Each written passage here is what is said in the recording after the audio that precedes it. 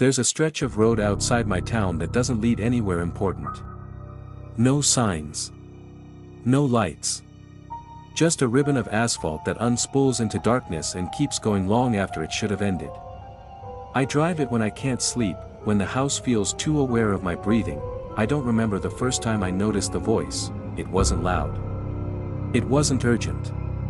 It didn't interrupt my thoughts, it completed them. The night it began, my headlights cut a narrow tunnel through the dark.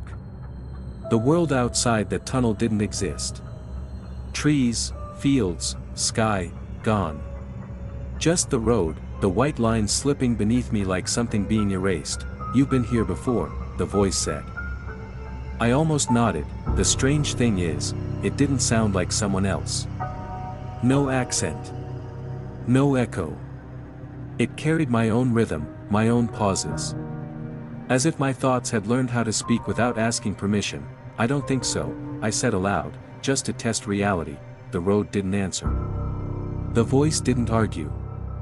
It simply waited. That's when I noticed the mile marker repeating, same number. Again and again. I slowed, checked my speed, blinked hard.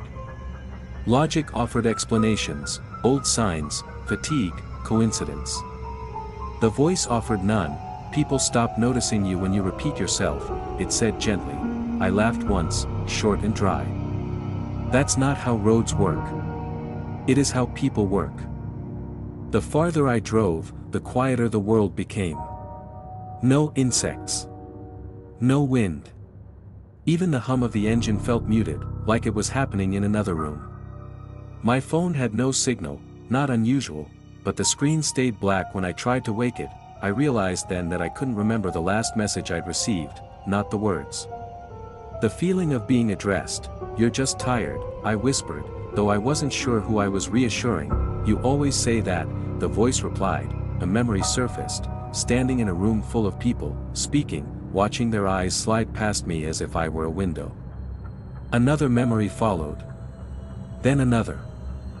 Conversations unfinished. Names unreturned. Birthdays missed and then stopped being mentioned at all. The road stayed straight. Endless. "Patient, why are you telling me this?" I asked, the voice softened. "Because you asked me to, that stopped me." I pulled over. The car obeyed, though I hadn't consciously decided to stop. When I opened the door, the cold air felt unreal, like it had been waiting for me specifically. The darkness beyond the headlights was thick. Not empty. Full. Like a crowd holding its breath. "I don't remember asking," I said. "You did.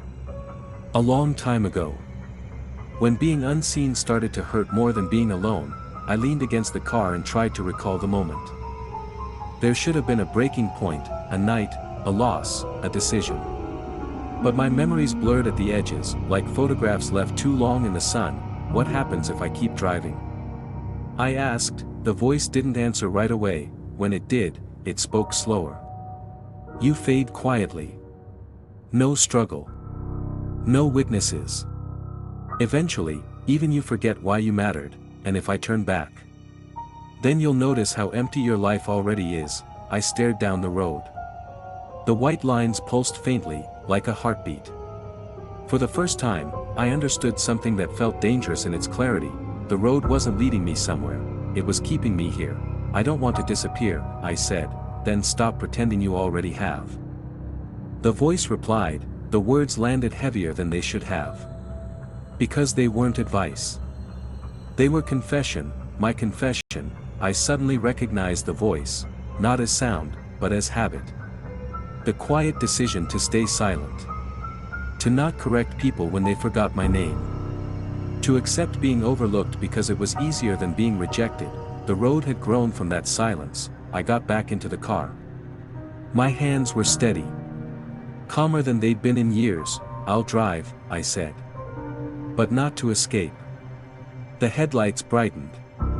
The mile marker changed. For the first time, the road curved. As I drove, the voice grew fainter, not gone, just distant. Like something retreating into the back of my mind, waiting to be needed again. When I finally reached the end, there was no sign. No revelation. Just a normal intersection, blinking yellow, asking nothing of me. I turn toward home, but sometimes, late at night, when the house goes quiet and my thoughts stretch too far, I hear it again, soft, familiar, patient, not asking where I'm going, just waiting to see whether I'll speak before the road does. If you enjoy this story, don't forget to like, comment and subscribe for more.